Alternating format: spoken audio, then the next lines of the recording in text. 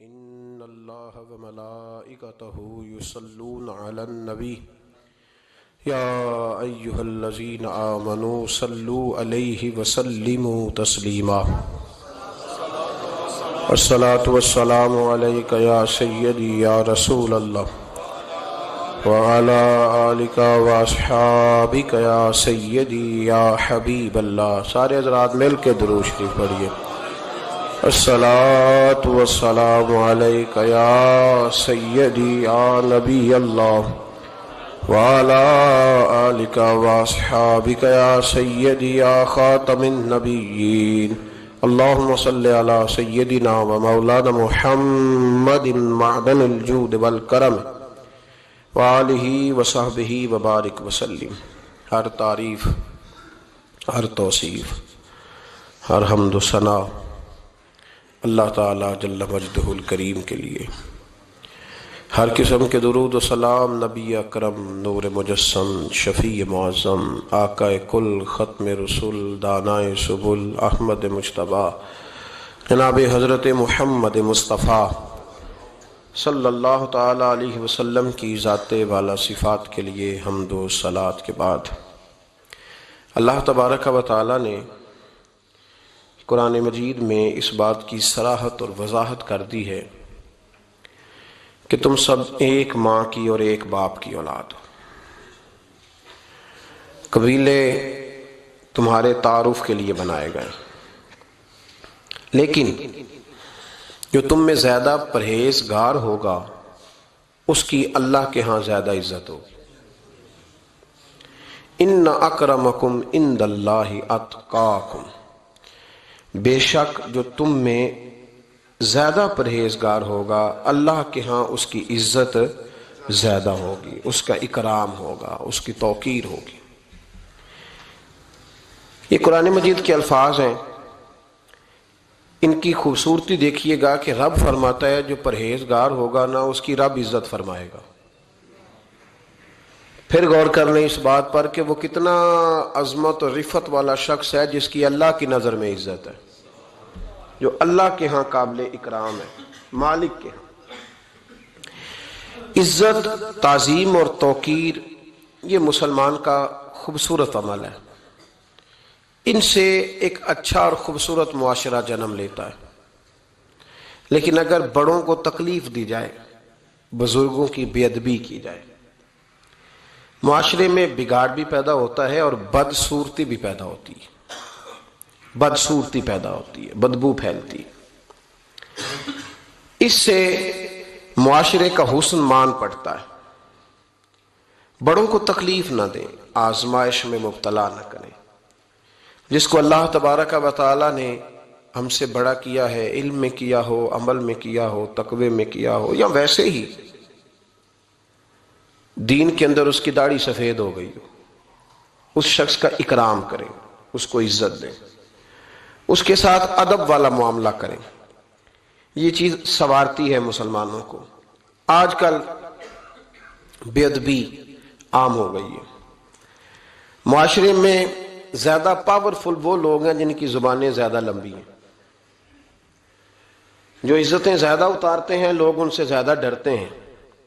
اپنے آپ کو ان لوگوں نے بڑا پاورفل سمجھنا شروع کر لیا، بلکہ بدتمیزوں کی ایک اچھی ٹیم تیار کر لی جائے تو انسان بہت بڑا اونچا عہدہ بھی حاصل کر سکتا ہے، معاذ اللہ تعالیٰ۔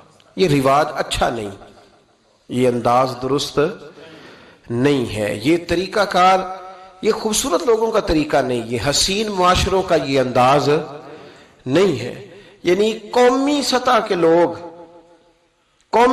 کے لوگ جو دنیا کے اندر کسی ملک کی نمائندگی کریں، وہی اگر ایک پریس کانفرنس اور گھنٹے کے بعد دوسری پریس کانفرنس، فلانے نے کیا وار تو دوسرے نے دیا جواب، تو یہ انداز مہذب قوموں کا نہیں ہوتا، اس سے امیج خراب ہوتا ہے۔ یہی انداز اب ہمارے گھروں میں چلتا ہے۔ کسی کی ایک بات پر جب تک سامنے والا 11 باتیں نہیں کرتا اتنی دیر تک اس کی روح کو، اس کے دل کو تسلی نہیں ہوتی۔ یہ چیزیں عروج پکڑتی جا رہی ہیں۔ بزرگ تکلیف میں ہیں، بڑے درد میں ہیں۔ میں نے پہلے بھی ایک دفعہ عرض کیا تھا، ایک بزرگ مجھ سے کہنے لگے کہ آپ دعا کریں میرے بیٹوں کو اللہ نرمی عطا کر دے، وہ بولتے نہیں ٹھیک، ان کا لب و لہجہ صحیح نہیں ہے۔ تو میں نے ان سے کہا کہ بزرگوں جہاں تک میں جانتا ہوں کوئی ایسی بات ہے تو نہیں۔ تو وہ کہنے لگے کہ جس طرح آپ سمجھتے ہیں نا، ہمارے رشتہ دار بھی اور اہل علاقہ سارے یہی سمجھتے ہیں، پر میں تکلیف میں ہوں، میری بیوی تکلیف میں۔ میں نے کہا کہ پھر آپ یہ اتنی زیادہ پردہ پوشی کس بات کی؟ تو وہ کہنے لگے کہ ڈرتا ہوں، اگر لوگوں کے سامنے ہم بات کرتے ہیں تو لوگ کہتے ہیں کہ تم نے تربیت نہیں صحیح کی،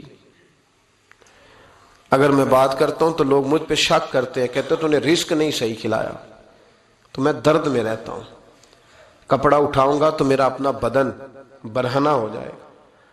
یار وہ کتنی تکلیف میں ہے باپ جو اپنے سگے بیٹے سے بات نہیں کرتا کہ پتہ نہیں کہاں سے بولے گا، کیا جواب دے گا میری بات کا، یعنی ڈرتا ہے، سہما ہوا رہتا ہے۔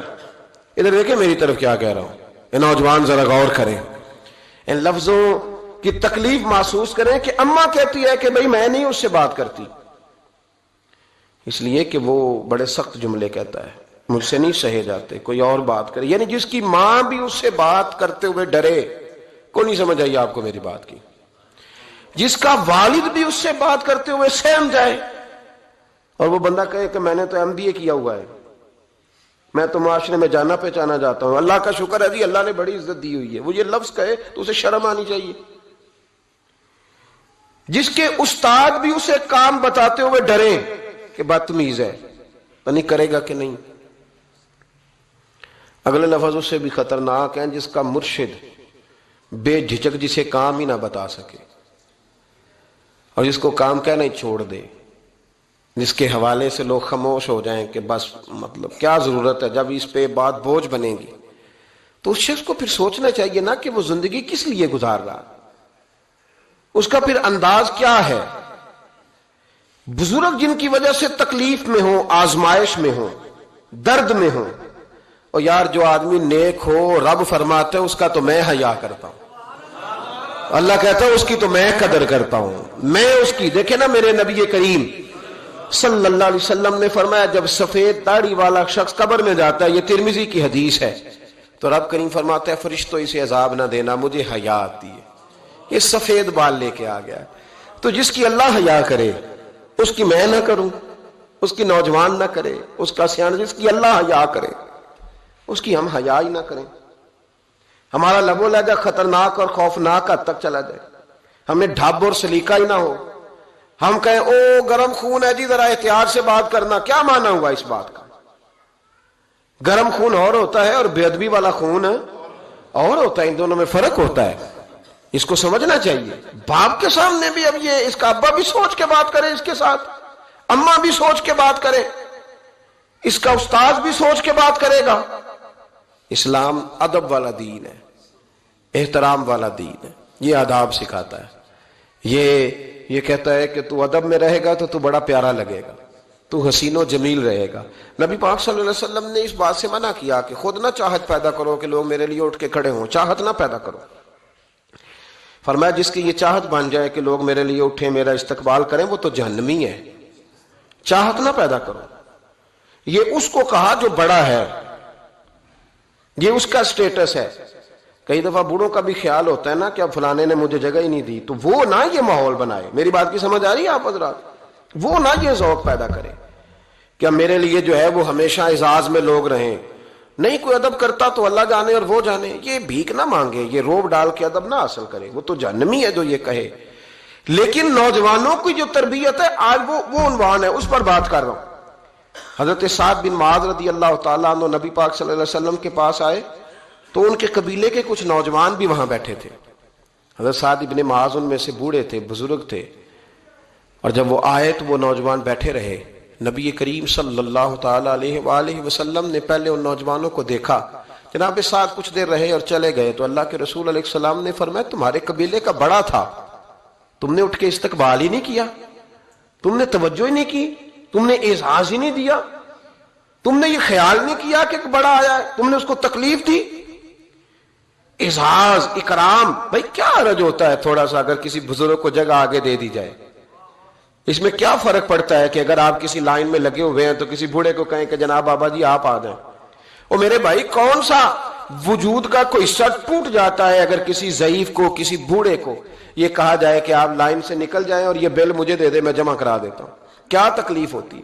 ہمارے ہاں تو بوڑھوں کی چارپائیاں گھر میں اب علیحدہ رہتی ہیں، الگ رہتی ہیں۔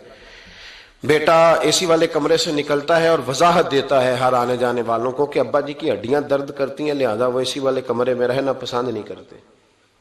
تو میں تو کہتا ہوں کہ یہ وضاحت آپ کو کیوں دے